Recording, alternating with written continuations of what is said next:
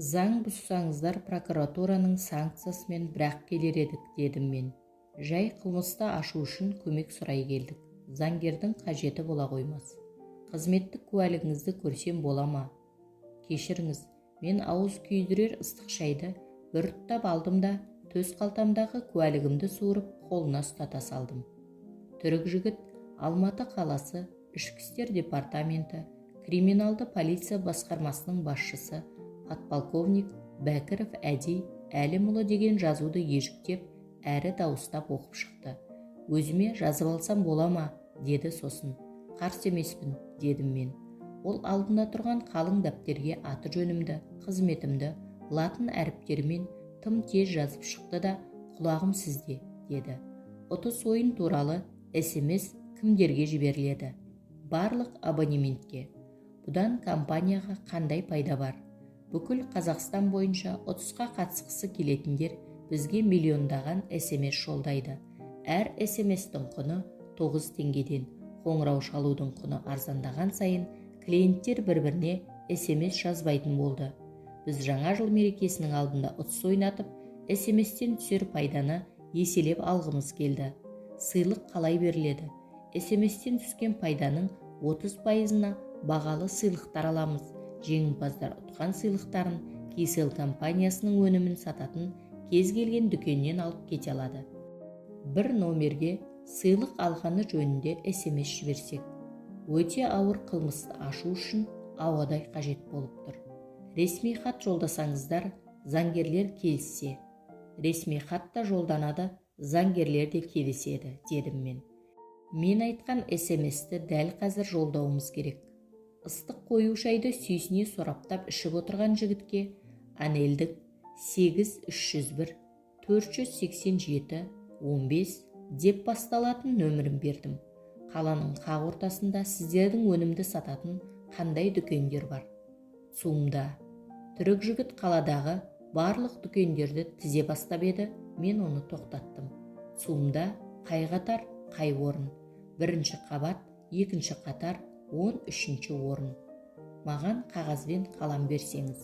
Түрік жігіт берген қағазға құрметті абонемент, сізді Кисел компаниясының ұтысын жеңіп алуыңызбен құттықтаймыз.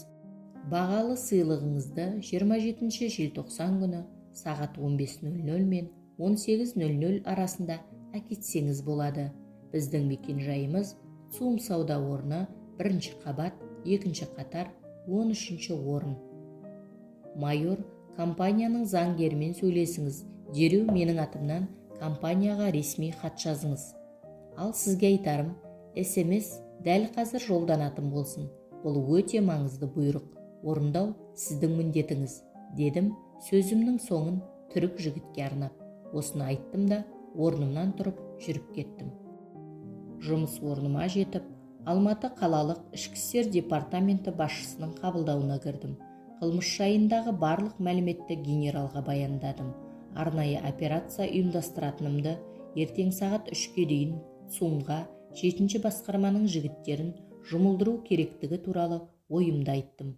Киселдің менеджері ретінде әдемі полицей қызды қойып, оны дабыл беру тетігімен қамдау керектігінде жеткіздім. Подполковник жолдас, сіз баланың ойынын ойнатып отырсыз, деді генерал бірден. Генералдың ойымды құптамайтынын білгенмін. Себебі бастығым аса белсенді қызметкерлерді ұнатпайтын. Сондықтан да бізде жұмыс барысына тың идея қосу, жеке ой айту деген мүлдем жоқ. Берілген тапсырманы ғана орындаймыз. Қағаз құжатың дұрыс болса болғаны, басқаға бас қатырмайды. Қазір әркім бір тергеп, қағаз толтырып отыратын кез емес, генерал мырза, дедім мен әдейі. Бұл әрекетіңіз нәтижесі болса қайтесіз? Қол қусырып қарап отырғаннан гөрі осыным дұрыс деп ойлаймын. Оныңызда жөн шығар. Аса ауыр қылмыстар бөлімінің басшысы Құрманбаевпен сөйлестіңіз бе? Оқиға орнына мен барған кезде ол кісі кетіп қалған екен. Құрманбаевпен ақылдасыңыз, бұйрық дайындап қоямын. 7-ші басқарманың жігіттері сіздің құзырыңызда, барыңыз. Генералға қағаз толтырып деген сөзім тікендей қадаларын білемін. Осылай алдын алып, ықтырып алмасам, операцияға рұқсат етпеуі мүмкін еді. Генералдан шығып, жолай Алпамыс Құрманбаевтың кабинетіне соқтым.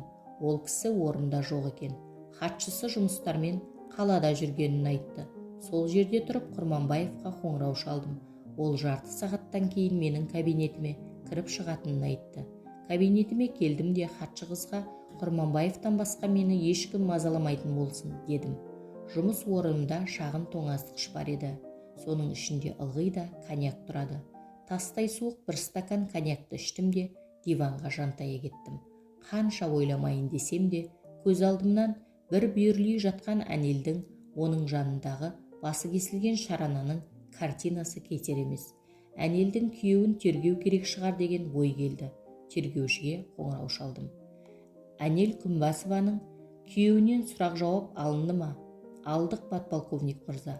Толтырған хаттамаңызды келіңіз, танысып шығайын деп едім. Телефон тұтқасын қойдым да хатшымды шақырдым. Қазір тергеуші хаттама келеді, дереу менің қолыма тигізіңіз. Құп болады, подполковник мырза, деп күлді хатшы қыз. Неге күлесіз? Қазір ғана Құрманбаевтан басқа ешкім мазаламасын дедіңіз ғой. Дедім. Хатшыға қосыла мен де күліп жібердім. Жарты сағат демалайын деген ойымнан лезде айнып қалғаным, ылғи да осылай жұмыс істейтінім шынында күлкілі жай еді. Арада 5 минут өтпей жатып, қолыма Әнел Күнбасованың күйеуінен алынған сұрақ жауап хаттамасы тиді. Тергеуші: үйге қаншада келдіңіз? Күнбасов: сағат түскі 1-ден 15 минут кеткенде. Тергеуші: не үшін келдіңіз? Күнбасов: жұмыс жақын болған соң келіншегім екеуміз түскі асты үйден ішетінбіз. Тергеуші: келген кезде күдікті ештеңе байқамадыңыз ба? Күнбасов: жоқ, ештеңе байқамадым. Тергеуші: есік ашық қалып па? Күнбасов: жоқ, құлыптаулы тұрды. Қоңырауды басып едім, ешкім ашпады. Сосын Әнел дүкенге кеткен шығар деп есікті өз кілтіммен аштым. Тергеуші: келіншегіңіз екеуіңізден басқа кілт кімде бар еді? Күнбасов: ешкімде. Тергеуші: балаңыз қайда еді? Күнбасов: азанда балабақшаға барып тастағанмын. Тергеуші: түске дейін жұмыста болғаныңызды немен дәлелдейсіз? Күнбасов: жұмыстағылардан сұраңыз. Ертеңгі 9:30-дан түскі 13:00-ге дейін орнымнан қозғалмай жұмыс жасадым. Тергеуші: әйеліңіз сізге біреулермен өштескенін, я қорқытқанын айтпап еді? Күнбасов: жоқ, ондай ештеңе айтқан емес. Тергеуші: екеуіңіздің араңызда ұрыс-керіс болған жоқ па? Күнбасов: жоқ, келіншегіммен ұрысқан емеспін. Хаттаманы судыратып толық оқып шықтым. Хаттамадан түсінгенім, есікті Әнелдің өзі ашқан. Яғни қылмыскердің таныс адам болуы әбден мүмкін деген сөз. Тергеуші туыстары, достары, араласатын адамдары туралы да сұрапты. Бірақ Күнбасов күдік келтіретіндей ешқандай деректің шетін шығармаған. Демек, үй алуға жинаған ақшаның барын білетін адамның ісі болып шығуы да ғажап емес. Хатшым Құрманбаевтың келіп тұрғанын хабарлады. Алпамыс Құрманбаев екеуміз Қарағандыдағы милиция даярлайтын оқу орнында қатар оқығанбыз. Әлеке, айтуға ауыз бармайтын сұмдық жағдай ғой, деп бастады әңгімесін Құрманбаев. Үш ұйықтасаң да түсіңе кірмейтін жағдай. Иә, менің де ақылыма сыймайды. Айғаққа жарайтын не бар? Саяхат автобекетін қазір кімдердің кришовать ететінін анықтадым. Олармен Күнбасованың байланысы болмаған. Арнайы базарком бар екен. Сол базардағылардан айына 5000 теңгеден жинап, жетеудің жігіттеріне салық төлеп тұрады екен. Демек, жай шпаналардың ісі болуы мүмкін ғой. Шпаналар жетеудің қол астындағы жерасты өткеліне барып, мұндай сойқанды сала алмайды. Басқа не анықтадыңыз? Бір жігіт ылғи Күнбасоваға гүл әкеп тұрушы еді дейді көрші саудагерлер. Оның сыйлықтарын Күнбасова алмайды екен. Міне, әңгімені осыдан бастамайсыз ба? Ол жігіт жайлы басқа нені анықтай алдыңыз? Жасы 20-ға енді толған бозбала көрінеді. Күйеуі бар, баласы бар келіншекке ылғи қырындап мазасын алатын болған. Ылғи жерасты өткелден Әнелдің қасынан шықпайды екен. Фоторобот жасаттыңыздар ма? Жасаттық, міне. Экспертизаның алдын ала болжам қорытындысы шықты ма? Күнбасова зорланған ба? Экспертиза қорытындысы қазір шыға қоймайды ғой. Алдын ала болжамға қарағанда келіншекті зорламаған. Ешқандай күдік келтіретіндей белгі жоқ. Фотороботқа көз салдым. Аузынан уыз дәмі кеппеген бозбала. Оның осындай айуандық жасауы мүлдем мүмкін еместей көрінді. Мына жігіт тым жас екен, дедім Алпамысқа сынай қарап. Мұның жыртқыш болып шығарына сене алмай отырмын. Сонымен күдіктілер ретінде кімді тануға болады, деді Алпамыс. Бірінші күйеуі, екінші фотороботтағы жігіт. Бандиттер ше, оларды да тексеру керек, дедім мен. Біз Алпамыс Құрманбаев екеуміз ертең Сумда болатын операция жайында ақылдастық. Құрманбаев менің қарамысық туралы күдігіме, әлеке, қылмысқа мистикалық көзқараспен қарау дұрыс емес, деп күлді. Баланың қабырғаға салған шатпағын қылмыспен байланыстырып, тергеушілердің басын қатыра көрмеңіз, деді, езуіндегі күлкісін жия алмай. Алпамыстың бұл сөзін естіп, генералға қабырғадағы мысықтың бейнесі туралы ештеңе айтпағаныма қуандым. Ертесі күні таңғы 8-де майор екеуміз және кездестік. 7-ші басқарманың жігіттері сақадай сай екенін мәлімдеді. Операцияға өзіңіз басшылық етесіз бе? Деді майор, тапсырманы толық орындағанын жеткізген соң. Иә, өзім басқарамын. Қасымда Құрманбаев та болады. Подполковник мырза, мені кеше Құрманбаев өзіне шақыртқан. Ол кісі сіздің жаңа жылдық ұтыс жайлы операцияңызға сенбейтінін байқатты. Әлекең баланың ойынын ойнап жүр деп қалды. Генералдың да ойы содан алшақ кете қоймады. 7-ші басқарманың жігіттерін амалсыздан берді. Нәтижесіз әрекетке барудан қорықпайсыз ба? Нәтижелі әрекет етейік онда. Не істеуге болатынын сіз айтыңыз. Менің басыма еш идея келер емес. Онда Құрманбаев айтсын, болмаса генерал. Подполковник мырза, кешіріңіз. Сен бұдан кейін жөні жоқ кешірім сұрай берме. Құрманбаев қарамысық туралы ойыма күле қарады кеше. Енді сен мынаны қара. Екеуміз қарамысықты талқылап бара жатқанымызда әйелім қоңырау шалды ма? Шалды. Сол сәтте телефондағы SMS көзіме түсті. Солай шығар. Тығырыққа тіреліп тұрғанда бұл бізге Құдайдан жеткен белгі болуы мүмкін ғой. Солай емес пе, майор? Сіз тым мистик екенсіз. Бұл дүниеде кездейсоқ ештеңе жоқ екені есіңізде болсын. Сонда да біздің бақсылардай палашып отырғанымыз ақылға сыя ма? Бақсылық дейсің. Мен оқиға орнына кіре бергенде ылыққа мысықтардың ащы дауысын естідім. Сенбесең шопырымнан сұра. Сосын басы кесіліп денесінен бөлек жатқан шаранадан көзімді ала қашқанымда бірден қабырғадағы мысықтың сұлбасын көрдім. Ол аз болса, Абылайхан даңғылындағы кафеге кіре бере аяғыма қара мысық неге орала кетеді? Айтып отырған сөзіңізге өзіңіз сенесіз бе? Криминалист болсын, жедел із кесуші болсын, алдымен түйсікке сену керек. Түйсігің не дейді? Соны тыңдай білу керек. Сіз боссыз.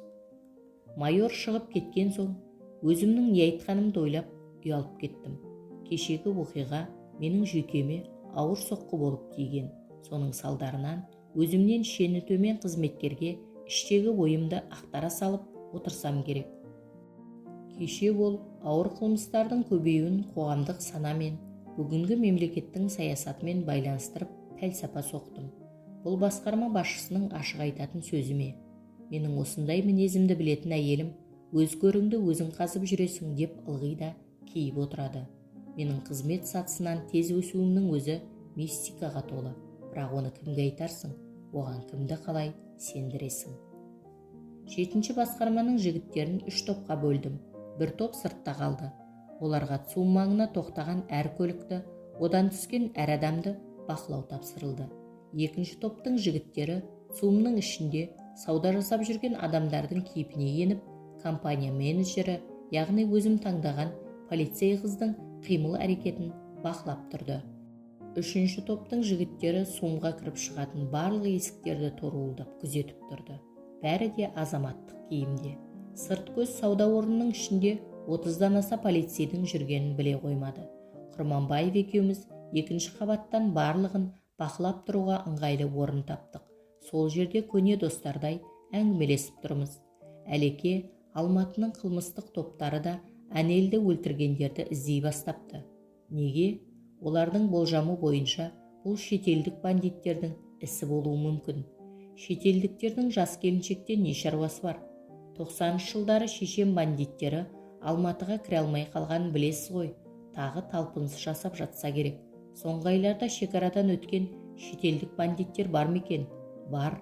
Армянның бандиттері Көктөбе жақта бір коттеджді жалдап тұрып жатыр екен. Олар Жанаман Шуақ күннің жігіттерімен жолығыпты. Басқа? Алматыға орыстардың да бандиттері келген. Олар бір аптадан бері Анкара қонақ үйінде демалып жатыр. Ешқайда шықпаған. Басқа?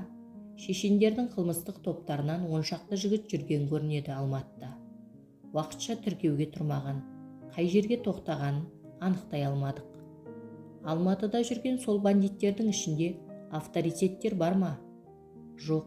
Өзге мемлекетке келіп $2000 үшін рисковать ете қоймас.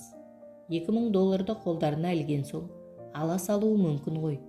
Олардың басты мақсаты біздегі бандиттерді үрейлендіру.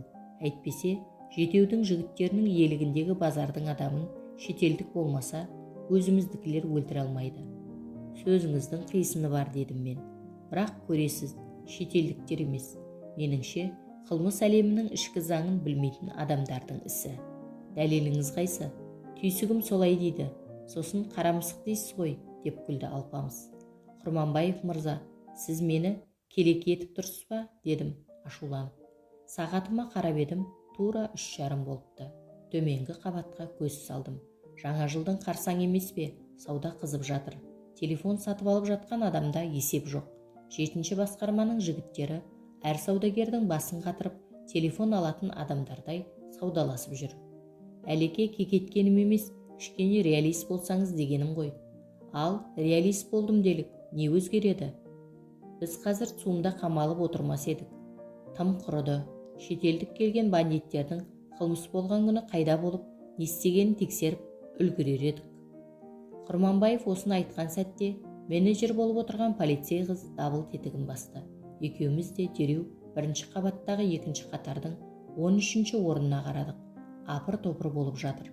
Арада минут өтпей жатып, біздікілер әлдебір 2 жігіттің қолын қайырып, жерге жатқызып үлгерді. 1-ші қабатқа баспалдақпен зыр етіп төмен түстік. Қазір ғана мені кекеткен Құрманбаев алдыма түсіп алып, зулап барады. Ол менен әлгі ұсталғандарға бірінші болып жетті. Жетті де қолына кісен салынып жатқан жігіттің қасына жүрелеп отыра кетті. Сөйтті де бір қолымен оның шашын ұстап, басын бетон еденге бір ұрды. Кеше таңғы 10 шамасында қайда болдың? Деді. Мұрнынан қан сау еткен жігіттің құлағына сыбырлап. Үйде, деді жас жігіт тістеніп. Құрманбаев, мәдениетті болыңыз, дедім даусымды қатайтып. Мұндай малдарды сындырып тастау керек, деді Алпамыс. Осы кезде сырттағы топтың жетекшісі болған майорым жетті. Мына екеуін әкелген көліктің шопырында ұстадық, деді елпеңдеп. Подполковник мырза, сіздің операцияңызға күдікпен қарағаным үшін кешірім сұраймын. Мен саған жөні жоқ кешірім сұрай берме дедім ғой. Құрманбаев, мына екеуін дереу уақытша қамау камерасына жеткізіңіз. Жігіттерге тапсырыңыз, эмоцияға беріліп, сындырып тастамасын. Сыртқа беттей бере, әудем жерде жатқан сыйлық қорабына көзім түсті. Сырты лентамен әдемленіп байланған қорап адам аяғына тапталып, мыж-мыж болып жатыр екен. ЦУМ ішіндегі халық үрпейісіп бізге қарап қалыпты. Қалтамнан қызметтік куәлігімді шығарып, алаң болмаңыздар, полицияданбыз, дедім. Операция аяқталды ма, Әлеке? Деді Құрманбаев. Әзірше ешкім тарап кетпесін, дедім мен. Таксист жасы 50-лер шамасындағы аға екен. 2 жігітті Розыбакиев көшесінің бойындағы көп қабатты үйлердің бірінің алдынан алыпты. ЦУМға жеткесін жігіттер таксистке қазір шығамыз, күте тұрыңыз деген. Таксиге мінген кезде екеуінің қасында адамдар болды ма? Қолдарына сыра ұстаған 4-5 жігіт болды. Осы екеуі ғана мінді. Дереу бізді сол жерге апарыңыз. Майор, сіз менімен бірге жүріңіз. Ана екеуін тергесек, бәрі де қолға түседі ғой. Майор, құрсақтағы шарананы бауыздап тастаған қанішерлер қылмысын дереу мойындай салады деп ойлайсыз ба? Сонда сіз айтқан қылмысашар кілт қолымызда емес пе? Көп сөзді қой, ол құлып қазір ашылмайды, дедім мен. Таксист Абылайхан көшесімен сәл төмен түсіп, Мақатаев көшесінен солға бұрылды. Желтоқсаннан зу етіп өте шығып, Наурызбай Батыр даңғылымен жоғары қарай зулай жөнелді. Бағдаршамға тоқтай берудің қажеті жоқ, дедім мен. Бірақ абай болыңыз, соғылып қалып жүрмейік. Біз мінген көлік ескі Ауди еді. Әбден тозғаны көрініп тұр. Қашаннан бері таксовать етесіз? 10 жыл болды. Бүгінгідей оқиға басыңыздан өтіп пе еді?» деп күлдім. «Өткен», деді такси ағай еркінсіп. «Өткен жылы Тимирязев көшесімен келе жатсам ГАИ тоқтатты. Жолдың жиегіне тоқтап едім. Өздеріңдей азаматтық киімдегі екі жігіт көлігіме жүгіріп кеп отырып алды. Куәліктерін көрсетті. Нашақорлықпен күрес пе, сондай бір бөлімнің жігіттері екен. Ана көліктің артынан еріңіз деп бұйырды. Мен олардың айтқанын орындадым. Сосын Шашкин көшесімен Әл-Фарабиге шықтық. Әл-Фарабиден Розыбакиевке түсіп, жаңадан салынып жатқан көпқабатты үйлердің алдына жеттік. Біз аңдыған көлік көпқабатты үйдің алдына тоқтады. Бір қалтарыс жерді тауып сырттан бақылап тұрдық. Маған мінген екі полицейдің бірі машинеден түсті де жақындап барып, бір көліктің қалқасына тұра қалды. Байқағаным, жаңағы көлікпен келгендер 3 жігіт екен. Оларға арғы жақтан жартылай жалаңаш, өте қысқа көйлек киген 2 қыз келіп қосылды. 10 шақты минут тұрдық-ау. Әлгілердің алаңсыз күлкілерінен құлақ тұнады. Кенет сырттағы жігіт көлікке жүгіріп келді. «Көріп қойды, қаштық», деді. Сосын олар бізді қуды. Сәтбаев көшесіндегі Рахат Паласқа дейін қаштық. Рахат Паласқа жеткен соң екеуі қолыма 7000 теңге ұстатты да, «Аға, сен бізді көрген жоқсың» деп арқамнан қағып түсіп қалды. Рахат Паластан шыға бере жаңағы көліктегілерге ұсталдым. Шындығымды айтып, әрең құтылдым. Біз мінген көлік Абай даңғылына бұрылып, Розыбакиев көшесіне қарай құлдырай жөнелді. «Сізге Розыбакиев көшесімен таксовать етуге болмайды екен», деп күлдім. Сөзге араласпай отырған майор маған: «Подполковник мырза, бағанағы жігіттер әлі сол жерде тұр деп ойлайсыз ба?» «Жоқ. Енді неге онда барамыз? Қылмыскерлер сол маңда пәтер жалдап тұратын болса керек. Оны қалай анықтаймыз? Анықтамасақ та тексеріп көрейік. Қалай тексереміз? Сол маңдағы тұрғындардан сұрастырамыз. Оларды үркітіп аламыз деп қорықпайсыз ба?» Розыбакиев көшесіне жетіп, көлік солға бұрылды. Тағы да тауға қарай өрмелей жөнелдік. «Сізде жақсы идея болса айтыңыз», дедім майорға. «Ана жігіттерді тергеу. Оларды тергеуді бізсіз де қатырады», дедім мен. Майор екеуміз де үнсіз қалдық. Осыны күткендей генерал қоңырау соқты. «Подполковник жолдас, операцияның сәтті өткенімен сізді құттықтаймын», деп бастады сөзін. «Саулығыңызды тілеймін, генерал мырза», дедім мен.